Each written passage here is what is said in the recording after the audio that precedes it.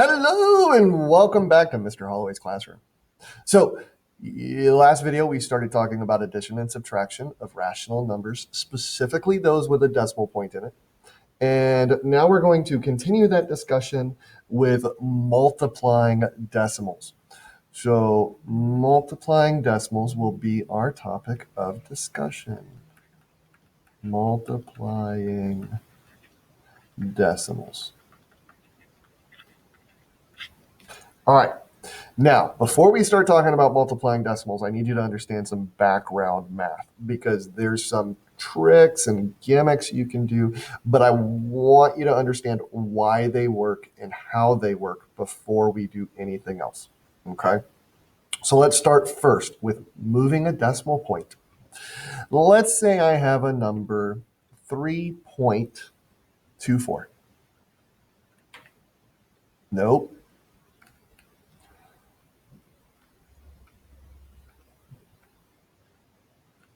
3.24.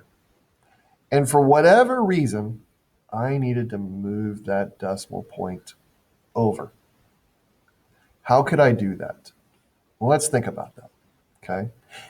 If this is 3.2, if I was to move it by, or if I was to multiply this number by 10 times, okay, let's try this, 10.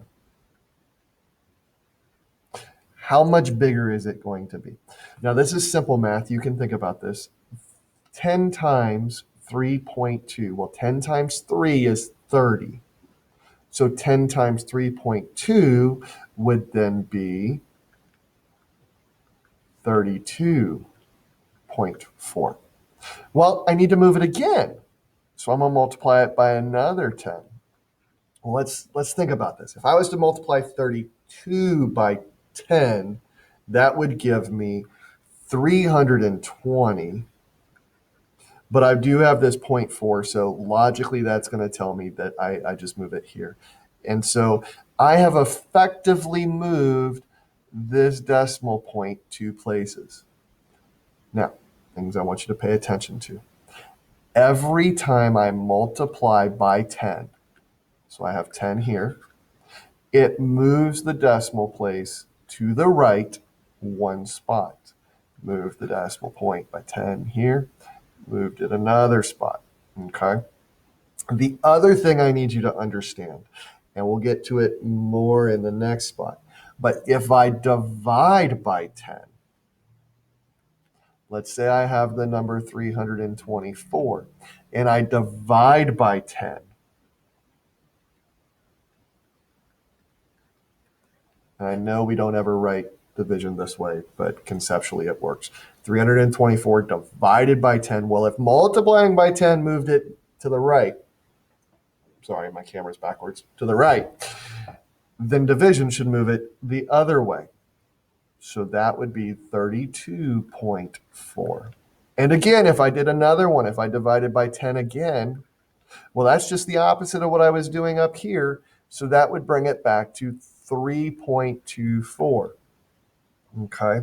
So now let's take a little bit of a leap. If I take this 10 and this 10, that's 100. If I multiplied any number by 100, okay, so I've got 5 times 100. Well, that equals 500. What if I was to then divide that number by 100? Well, I'd wind up right back at 5, right? Okay, so I need you to understand multiplying by 10 moves the decimal to the right. Dividing by 10 moves the decimal to the left. And I'm going to eventually remember that my camera is backwards and I need to think backwards when I'm telling you right and left. Okay, so let's clear this out. I need some room to work on this. So let's look at our example. We are going to see 3.24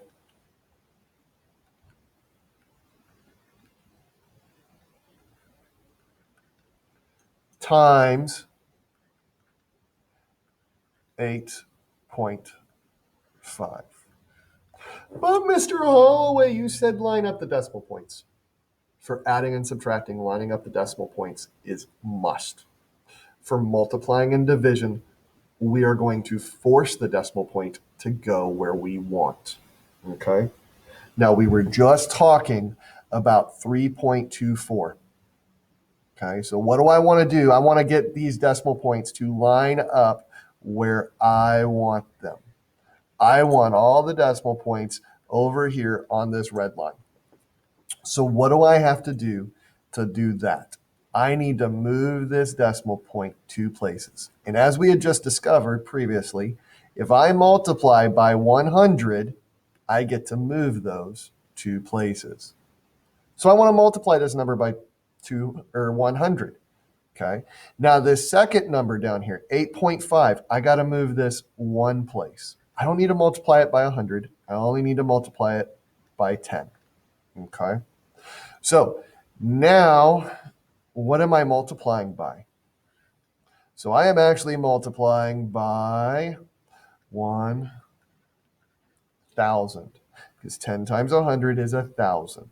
And if you ever wanted to learn an easy trick to remembering how to multiply by 10, you're always adding a 0 or taking a 0 away, because that's what we're going to be doing when we divide. Or you're moving a decimal point, but neither here nor there. Okay, so now we have our decimal points lined up. Our decimal points are all lined up. All we have to do is multiply. Let me pick a new color.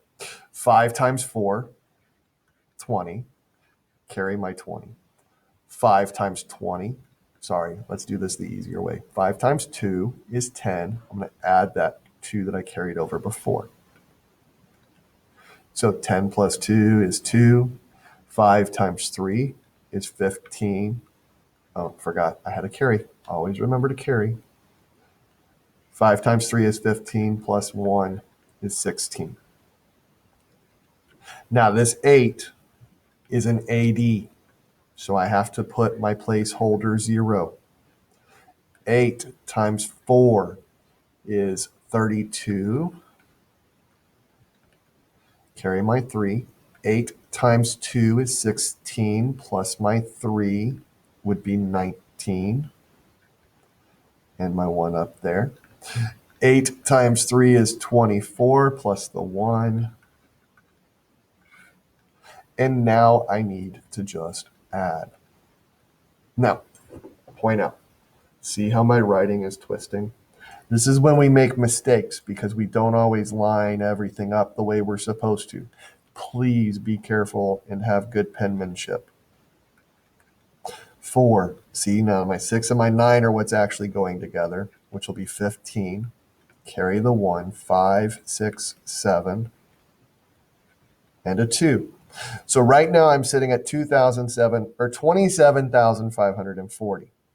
But I multiplied this by a total of 1,000. So now I need to undo what I did, and I need to divide this number by 1,000. Okay. Now, this is really easy because remember, we stepped it over. We can step it back. Yellow would be a good color. So I'm going to put my decimal point, and I'm going to divide by 10, 10, 10. So I'm going to move it 3 times. Divide by 10, divide by 100, divide by 1,000. I'm going to put my decimal point right there. So 27 decimal point and 554 hundredths. I can write that 0, but it's not needed. It's invisible math. There's an infinite number of zeros over there. And so my answer is 27 and 54 hundredths. What's the trick? As long as you promise me, you remember that you are moving tens over here. Okay? You are multiplying by 10 and you are dividing by 10. Look me in the eye. You are multiplying by 10 and you are dividing by 10. Once you have that concept memorized and figured out,